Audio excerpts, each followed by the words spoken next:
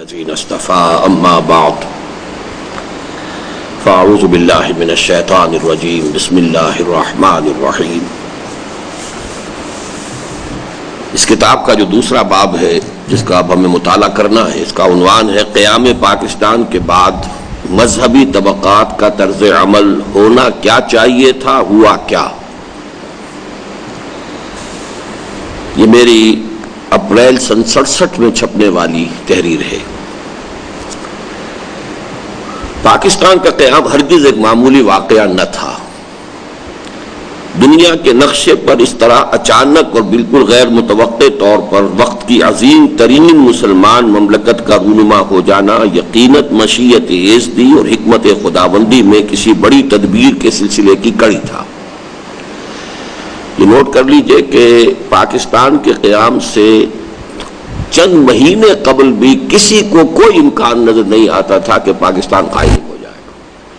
میں نے اپنی کتاب جو پھر بعد میں لکھی ہے، اس تحریر کے یوں سمجھیے کہ 20 برس کے بعد استحکام پاکستان، اس میں ثابت کیا ہے کہ قیام پاکستان خالصتاً ایک معجزہ ہے، کوئی آثار نہیں تھے۔ جب سن 46 میں قائد اعظم نے کیبنٹ مشن پلان کو تسلیم کر لیا تو کم سے کم اس کے معنی یہ تھے کہ 10 سال تک کے لیے کم از کم انہوں نے ایک آزاد اور جداگانہ مملکت کے مطالبے سے دستبرداری اختیار کر لی۔ یہ 46 میں ہوا ہے۔ اس حوالے سے یہ بالکل معجزہ ہے، اور معجزے کا اصل سبب کیا ہے وہ میں پچھلی مرتبہ بیان کر چکا ہوں۔ یہ در حقیقت سنت الہی ہے، قانون خداوندی ہے۔ کب کوئی قوم اگر اللہ سے کوئی دعا کرے کہ اے اللہ اگر یہ کام ہمارا ہو جائے تو پھر ہم یہ کریں گے، جیسے کہ ہم نظر مانتے ہیں،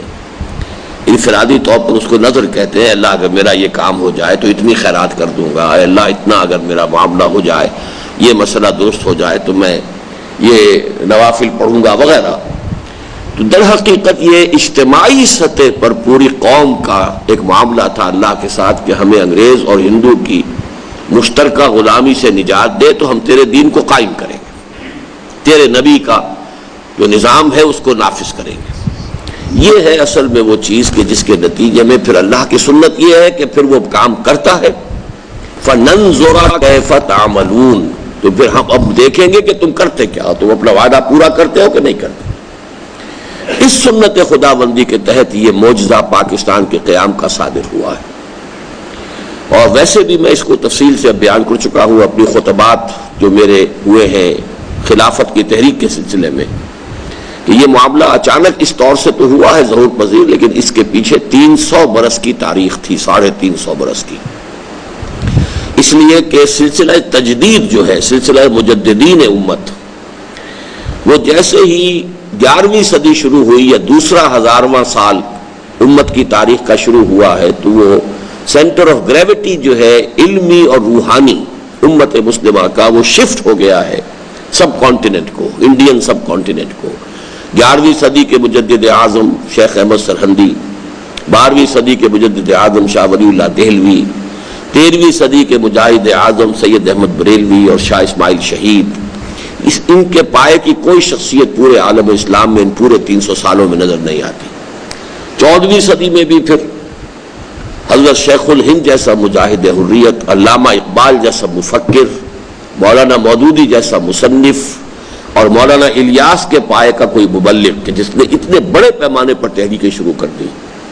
یہ آپ کو پوری دنیا میں ان کے آس پاس کی کوئی شخصیت بھی نظر نہیں آ سکتی۔ تو یہ در حقیقت ایک مشیت خداوندی میں اور تدبیر خداوندی میں، کیونکہ تدبیر خداوندی کے لیے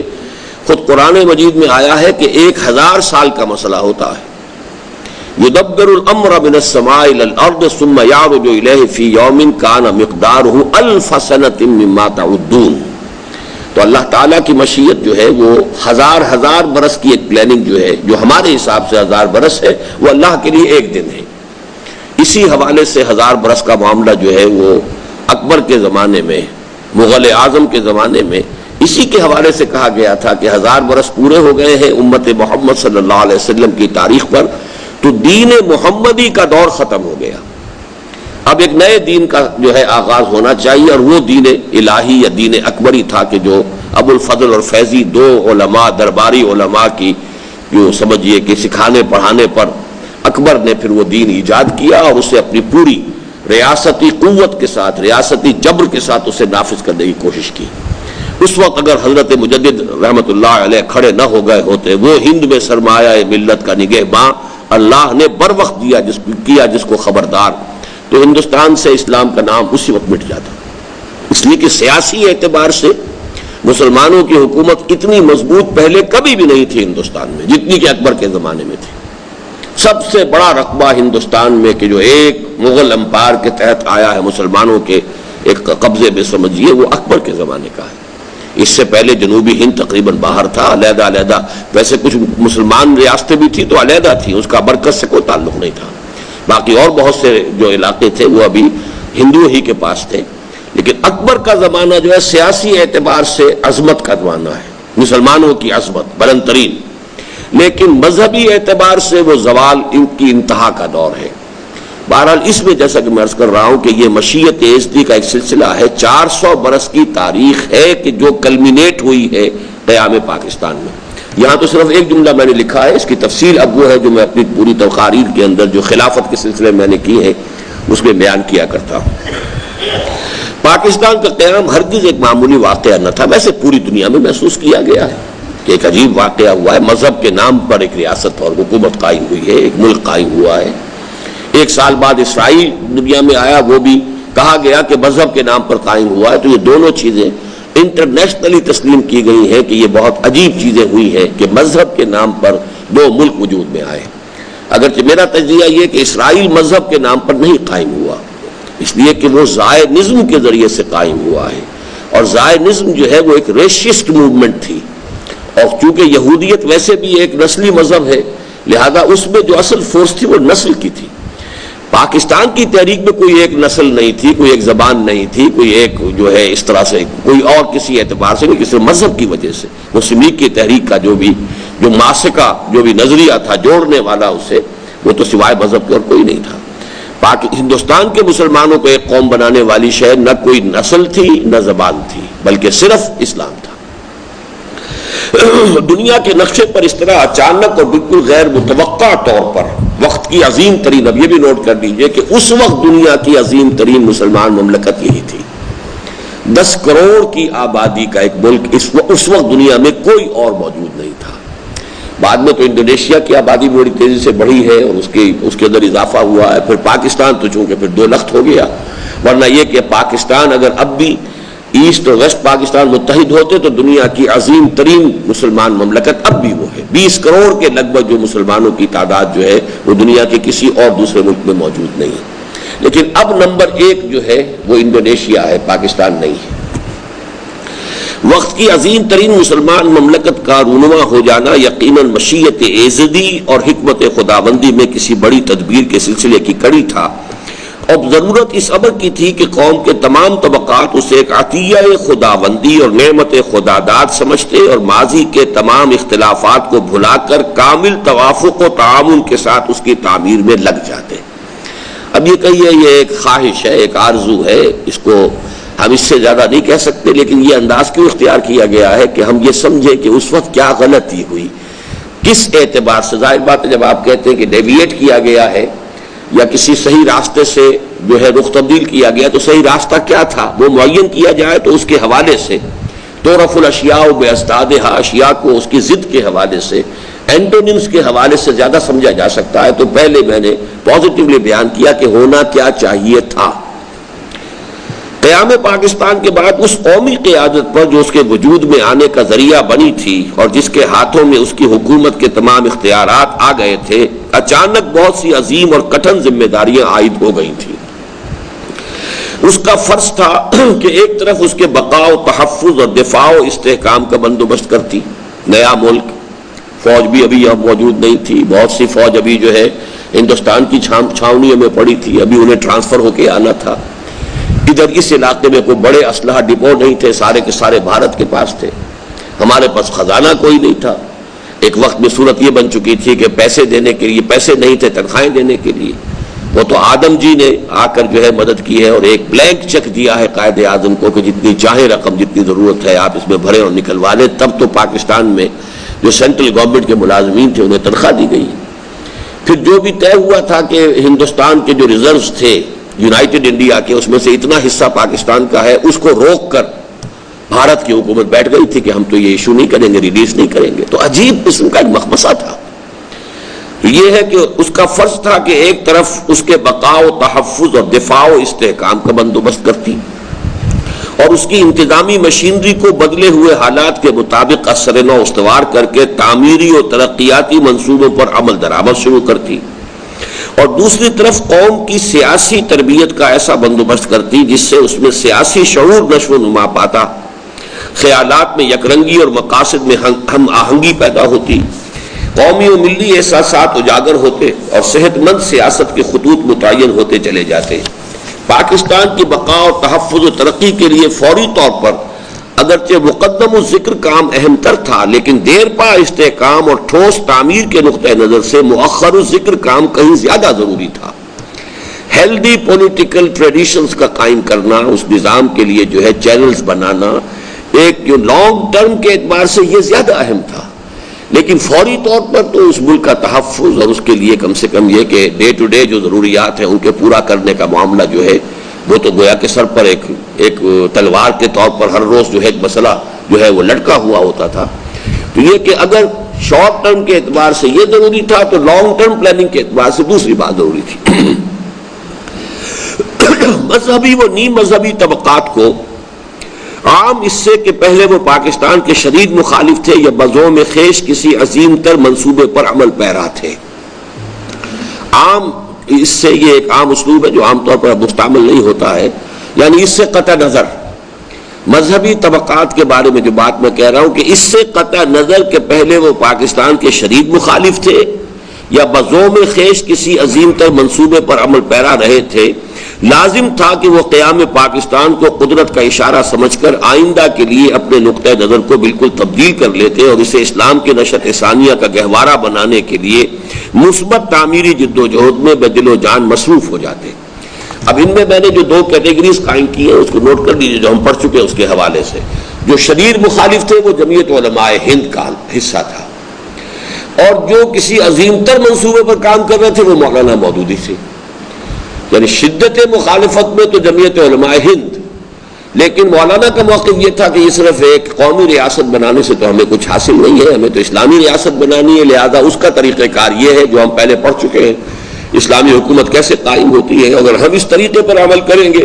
تو ہندوستان کے کسی محدود علاقے میں نہیں بلکہ پورے ہندوستان میں اسلامی حکومت قائم ہو جائے گی. تو گویا کہ وہ اپنی فکر، اپنی سوچ، اپنی سمجھ کے مطابق عظیم تر منصوبے پر کام کر رہے تھے. اس کا نتیجہ یہ تو تھا کہ بہرحال مسلم لیگ کو سپورٹ انہوں نے نہیں کیا، پاکستان کی تحریک کے اندر اپنی توانائیاں جو ہے وہ ایڈ نہیں کی. تو یہ دونوں طبقات، تیسرا طبقہ وہ تھا کہ جو مسلم لیگ کا ساتھ دے رہا تھا، اس کے ذکر کرنے کی ضرورت نہیں ہے، وہ تو پہلے سے جب تحریک پاکستان کے ساتھ تھا تو وہ تو یقیناً موجودہ قیادت کے ساتھ بھی جو پاکستان میں برسر اقتدار آئی اس کے ساتھ ہی تھا، اسی کا حصہ تھا، اس سے تعاون کر رہا تھا. اس لیے صرف ان دو طبقات کا تذکرہ کیا ہے کہ مذہبی و نیم مذہبی طبقات کو. نیم مذہبی کیوں میں نے کہا ہے یہ بھی نوٹ کر لیجئے، اس لیے کہ ہماری جو یہ جمعیت علماء پاکستان، جمعیت علماء اسلام، جمعیت اہل حدیث، یہ تو ہے خالص مذہبی، چونکہ یہ سیکٹیرین بنیادوں پر ہے. جماعت اسلامی جو ہے وہ نیم مذہبی، نیم سیاسی، نیم انقلابی، نیم جو ہے یوں سمجھیے کہ وہ مذہبی اس معنی میں نہیں ہے کہ کسی خاص اسکول آف تھاٹ، کسی خاص اسکول آف فقہ، کوئی مسلک جو ہے اس کے حوالے سے اس کی آئیڈینٹی ہو. ورنہ مذہب کا تصور جو ہوتا ہے وہ تو یہ ہے کہ یہ حنفی ہے، یہ اہل حدیث کی جمعیت ہے، پھر حنفیوں میں یہ دیوبندی ہے، یہ بریلوی ہے، تو وہ تو ہے خالص مذہبی. لیکن یہ کہ ظاہر بات ہے کہ مذہب بھی دین کا حصہ ہے. تو جماعت اسلامی چونکہ ایک دینی تحریک تھی، لہذا مذہب کے اعتبار سے، اور پھر چونکہ اس نے یہاں آ کر سیاست کے اندر بالفعل حصہ لیا، تو نیم مذہبی، نیم دینی، نیم سیاسی جماعت. عام اس سے کہ پہلے وہ پاکستان کے شدید مخالف تھے یا بزوم خیش کسی عظیم تر منصوبے پر عمل پیرا رہے تھے، لازم تھا کہ وہ قیام پاکستان کو قدرت کا اشارہ سمجھ کر آئندہ کے لیے اپنے نقطہ نظر کو بالکل تبدیل کر لیتے اور اسے اسلام کی نشأت ثانیہ کا گہوارہ بنانے کے لیے مثبت تعمیری جد و جہد میں بدل و جان مصروف ہو جاتے. اس کے لیے ایک طرف یہ ضروری تھا کہ ہر گروہ اپنے مزاج کی مناسبت اور اپنی صلاحیتوں اور قوتوں کے تناسب سے اس عظیم جد و جہد کے کسی ایک شعبے کو سنبھال لیتا، اور دوسری طرف یہ لازم تھا کہ انتشار و افتراق کے تمام رخنوں کو قطعی طور پر بند کر دیا جاتا اور قومی قیادت کے ساتھ حتی الامکان تعاون کی روش اختیار کی جاتی۔ اب یہ کیا جاتا، یہ سب جو ہے وہ جس کو کہتے ہیں ماضی تمنائی ہے، یہ آدمی بعد میں سوچ کر جو ہے وہ غور کر رہا ہے اس وقت کیا ہوا، لیکن یہ اس لیے میں بیان کر رہا ہوں جیسا کہ میں نے عرض کیا کہ اس کے پس منظر میں آپ سمجھ سکتے ہیں کہ ہوا کیا ہے، اس کے برعکس ہوا ہے۔ اب میں نے چونکہ یہاں دو طبقوں کا اشارہ کیا ہے کہ ایک تو وہ ہے کہ جو ایک شعبے کو سنبھال لیتے، اور یہ کہ اپنی اپنی مناسبت سے، تو وہ کون سے ہیں؟ وہ مذہبی حلقے جو جمعہ و جماعت اور درس و خطابت کے ذریعے عوام سے قریب ترین ربط و تعلق رکھتے تھے، کیونکہ یہی جمعیت علماء اسلام، جمعیت علماء پاکستان اب ان کی ہے مسجدیں جو ہمارے یہاں فرقہ واری ہیں، مسجد میں جو امام ہے تو جو بھی مقتدی آتے ہیں 5 وقت ان سے جو مستقل نمازی اس کا رابطہ ہوتا ہے، ہر جمعے کو ایک جلسہ عام ہو گیا ہوتا ہے، تو اس میں وہ تقریر کرتا ہے، خطبہ دیتا ہے، لوگ آتے ہیں اپنا فرض جمعہ ادا کرنے کے لیے۔ تو یہ گویا کہ ان کو یہ پریویلیج حاصل تھا، اور اب بھی ہے کہ یہ عوام کے ساتھ رابطے کا ان کا ایک مستقل طریقہ ہے۔ یوں سمجھیے کہ ان کے تو ہر گلی کے اندر ایک دفتر موجود ہے، ہر مسجد جو ہے ان کا ایک دفتر ہے، اس لیے کہ وہاں ان کا ایک ذمہ دار آدمی بیٹھا ہوا ہے، فارغ التحصیل ہے، لوگوں کی آمد و رفت ہے، وہاں سے اس کے خیالات نشر ہو رہے ہیں۔ جبکہ جماعت اسلامی کو تو یہ سہولت حاصل نہیں تھی، اور تبلیغی جماعت کو بھی نہیں تھی۔ یہ انہوں نے بعد میں بہرحال جماعت نے بھی کوئی بعد میں مساجد بنائی ہیں کچھ علاقوں میں، بلوچستان میں، سرحد وغیرہ میں، کچھ اور جگہوں پر، لیکن یہ کہ وہ ابھی اس سطح تک پینیٹریٹ کرنے کا کوئی مستقبل بعید میں بھی کوئی امکان نظر نہیں آتا جس حد تک کہ ان مذہبی طبقات کی پینیٹریشن ہے، ان کی مسجدیں بنی ہوئی ہیں۔ تو وہ مذہبی حلقے جو جمعہ و جماعت اور درس و خطابت کے ذریعے عوام سے قریب ترین ربط و تعلق رکھتے تھے اور ان میں گہرے اثر و نفوذ کے مالک تھے، مذہبی، اخلاقی اور روحانی اقدار کے احیاء کے لیے انتہائی مؤثر کام کر سکتے تھے۔ اس میں اخلاقی اور روحانی، مذہبی تو یہ کرتے ہیں جو اپنا اپنا مسلک ہے اس کو بیان کرتے ہیں۔ اب عید آ گئی ہے تو اس میں اپنے مسائل بیان کریں گے فقہ حنفی کے، اور عید الاضحیٰ ہے تو قربانی کے مسائل اپنے بیان کریں گے، رمضان مبارک آیا ہے تو اس میں جو اپنے مسائل، تو مذہبی تو وہ کام ہوتا ہے، لیکن اخلاقی اور روحانی طرف ہو، اس کے لیے ان مراکز کو جس طریقے سے استعمال کیا جا سکتا تھا، اگر سامنے یہ بات ہوتی کہ کتنا بڑا اللہ نے ہمیں ایک موقع دے دیا ہے کہ ہمارے پاس ایک اتنی عظیم مملکت آ گئی ہے، اس کی تعمیر میں ہمیں یہ سارے کام کرنے ہیں، تو اگر اس کے اندر یہ سمجھیے کہ آپس میں مل جل کر کام کرنے کی فضا پیدا ہوتی، تو یہ سب سے زیادہ اکوپڈ تھے اور پریویلیج تھے کہ مذہبی، اخلاقی اور روحانی ترقی اور استحکام کا کام کرتے۔ اور جماعت اسلامی علمی و فکری سطح پر اسلامی انقلاب اور تہذیبی و ثقافتی میدان میں اپنی دینی اقدار کے احیاء کے لیے قیمتی خدمات سر انجام دے سکتی تھی۔ اس لیے کہ جماعت اسلامی نے، اب تو یہ کہ ہر فرقے نے بعد میں اپنا لٹریچر کافی پیدا کر لیا، ہر ایک کے رسائل، کئی رسائل جو ہے، یہ دیوبندیوں کے رسائل چھپ رہے ہیں، یہ بریلیوں کے رسائل چھپ رہے ہیں،